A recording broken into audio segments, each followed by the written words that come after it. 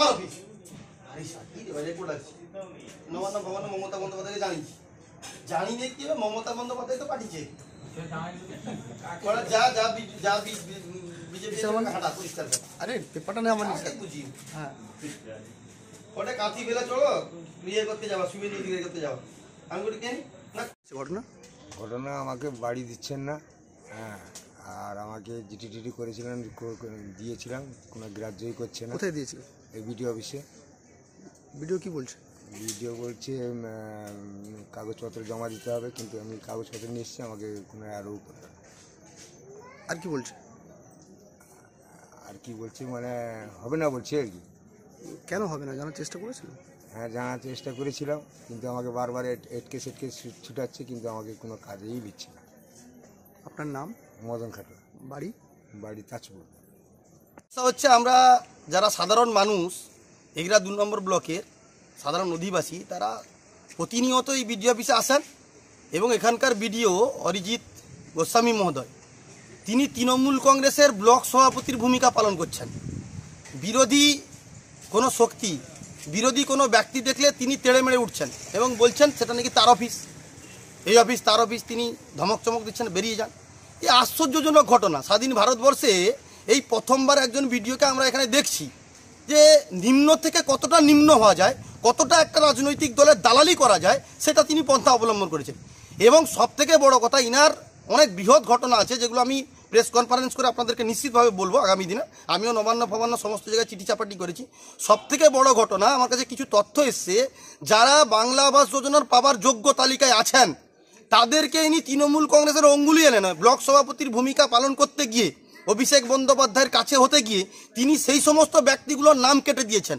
RTI 2005 তার section অনুযায়ী সেই রিপোর্টেও পরিষ্কার বলছেন যে তিনি এক ব্যক্তিকে বলেছেন, লেটার দিয়েছেন যে সিএমআরও পোর্টাল কিংবা বিডিও অফিসে অ্যাপ্লিকেশন করার জন্য ডিস্ট্রিক্ট সেক্রেটারি সচিব তিনি সেই ব্যক্তিকে তার চিঠি পাঠাচ্ছেন যে আমি বিডিওর কাছে বলেছি এটা ইলিজিবল হওয়ার দরকার আছে, বাংলা আবাস যোজনায় তাকে অন্তর্ভুক্ত করতে হবে, আপনি বিডিও অফিসে যান। তিনি প্রাপ্তি স্বীকার করার পরেও এখানকার বিডিও অরিজিৎ গোস্বামী, আমার দুঃখ লাগে, সেই ব্যক্তি যখন তার কাছে এসছেন তাকে দূর দূর করে তাড়িয়ে দিচ্ছেন, তার রিসিভ দিচ্ছেন না। এ তো আশ্চর্যজনক ঘটনা। এবং এই তথ্য আমার কাছে আজ সকাল থেকে আসতে শুরু করেছে। এগরা 2 নম্বর ব্লকের প্রায় 8টা অঞ্চলের বহু নামের তালিকায় মানে তারা তালিকায় ছিল, তাদেরকে বাধ্য হয়েছে এবং এটার নেতৃত্ব হচ্ছেন বিডিও অরিজিৎ গোস্বামী। আর এত খারাপ বিহেভ করছেন, তিনি নিজেকে পার্টির একটা মানে ক্যাডার মনে করে, তার অফিস মনে করে তিনি এই সমস্ত কাণ্ড কারখানাগুলো করছেন।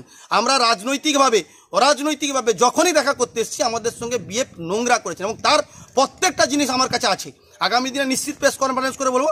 আর এই যে যুদ্ধটা শুরু হচ্ছে এটা বৃহত্তর থেকে বৃহত্তর জায়গায় যাবে, কারণ আমরা যারা আছি জনগণ, আমাদের রাজস্ব রেভিনিউতে তিনি এখানে বসে চাকরি করেন বেতনভোগ কর্মচারী। একজন পাবলিক সার্ভেন্ট হতে গেলে কি কি করতে হয়, ভারতবর্ষের সংবিধানে কি কি আইন আছে, আমার মনে হয় তার জানা নেই। তাই তিনি যে লড়াইতে নামছেন সেই লড়াইতে আগামী দিনে পরিষ্কার হয়ে যাবে যে কার ক্ষমতা বেশি আছে এখানে। কয়েকদিন আগে দেখেছিলাম যে এই যে সংঘ আছে সেই সংঘের লোক পাঠিয়ে চেয়ার তুলে নিয়েছিল ভিডিও। হ্যাঁ, করবে তো। তিনি যে কাজগুলো এখানে করছেন প্রত্যেকটা কাজ অনৈতিক, তিনি কাউকে পাত্তা দিচ্ছেন না, বিরোধীদের কোনো জায়গা নেই। পরিষ্কার করে তাহলে বলুক, তিনি পরিষ্কার করে বলুক যে এখানে বিরোধীদের কোনো জায়গা নেই, বিরোধীর সংখ্যা, তাহলে নিশ্চিত আমরা ডিএম এসডিও কাদের কাছে যাওয়ার দরকার যাব। তিনি সেটাও পরিষ্কার করে বলছেন না। এটা অন্যরকম মাত্রায় যাচ্ছে, আমরাও দেখছি। আমরাও কেউ কিন্তু চুরি পড়ে বসে নেই, আমরাও লড়াই করতে নেমেছি সারাদিন 12 বছর। তার প্রমাণ দুধ কা দুধ পানি কা পানি কীভাবে হয় করে দিতে হয় সেটা আমাদের জানা আছে। অনেক বিডিও অফিসারকে দেখেছি, অনেক নেতা নেত্রীকে দেখলাম, সব চলে গেছে, টনক নড়ে গেছে। আর ইনি কি ভাবছেন, 34 বছরের জগদ্দল পাথরকে জনতা জনার্দন কিন্তু তুলে উপরে ফেলে দিয়েছিল। ইনি মনে করছেন কি তৃণমূল কংগ্রেস থেকে যাবেন সারা জীবন? নি, আরে কোথায় যাবেন আপনি? সারা পশ্চিমবাংলায় আপনার বয়স কম, যে কোনো জায়গায় আপনি পোস্টিং হবেন। আর বিজেপি কোনো না কোনো দিন ক্ষমতায় আসবে, কোনো না কোনো দিন ক্ষমতায় আসবে, সেদিন কিন্তু দুধ কা দুধ পানি কা পানি হিসাব হয়ে যাবে। কোথায় যাবেন আপনি যে কাজগুলো করছেন? এগুলো ভিডিও পরিষ্কার করুন এবং স্বচ্ছভাবে জনগণের কাজ করুক, আমরা চাই, তাহলে আমরাও সহযোগিতা করব। কিন্তু যে কাজগুলো করছে তো সেটা তিনি উত্তর পেয়ে যাবেন। আপনার নাম? আমার নাম অমলেশ মারি, ভারতীয় জনতা যুব মোর্চার মেদিনীপুর সাংগঠনিক জেলার সম্পাদক।